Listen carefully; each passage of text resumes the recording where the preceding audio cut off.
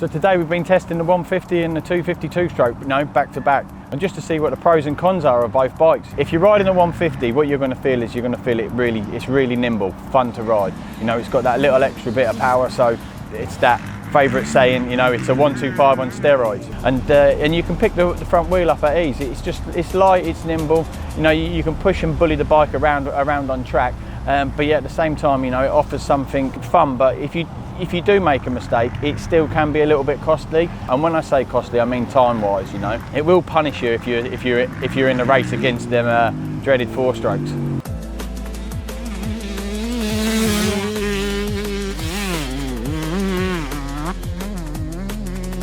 Both bikes share the same chassis, linkage, swing and arm. So the only thing that is different is obviously the engine CC and the exhaust, and maybe the suspensions. It's going to be a little bit stiffer in the 250, obviously. But what are they like out on track? So I've touched a little bit on it. The KTM 250's changed over the years. In 2016 when they had that model change, the bikes really come on leaps and bounds and really progressed. It's a 250 that's more rideable than the 250s before. It's planted, it's nimble. The bike doesn't vibrate a lot. That was one of the KTM issues before. You could feel the bike would vibrate quite a bit through your wrists and through your hands. Them days are long gone, and that's down to the counterbalance shaft and the bike in itself. It's one of those bikes. Yeah, it is responsive, and it can catch you out, but it's certainly not like them. The 250s. Like I say, the 250s of old, but the 250 at the moment is one of them bikes that I'm just enjoying. What's the benefit to the 250? Is basically, it's less maintenance. We all know that you don't have to change the piston as much. The clutch doesn't take as much abuse. 150, the 150, you're still going to be looking for that little bit extra out of it because you always want that little bit more from it. So, maybe you're going to change it, get a few aftermarket parts, make it a little bit faster again, and then you're going to have to keep on top of that a little bit, because obviously the bike's working a lot harder, it's a lot higher up in the RPM, so you're going to be changing them parts, them wearing parts a little bit more.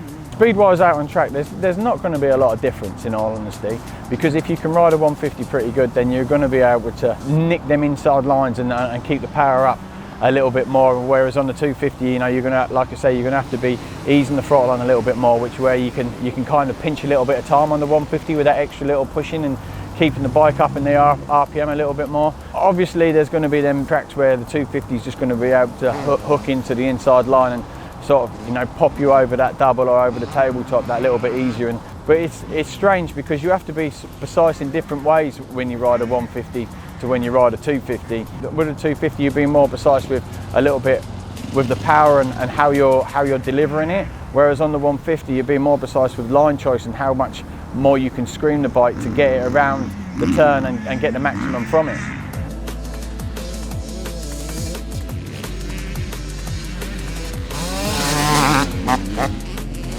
So what's the conclusion?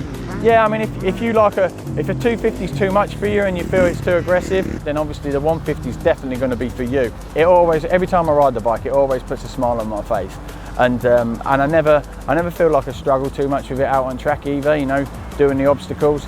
The 250, you're going to be if you're competitive and you're out racing, then you want the 250 because obviously it can race. It has a class, whereas the 150 doesn't. So you're going to be a little bit under power. So the 250 definitely, is definitely more of a race tool, and it's got the same benefits. It is fun out on track, and it's one of those bikes, which is getting easier and easier to ride. So you're getting certainly a different buzz from the 250.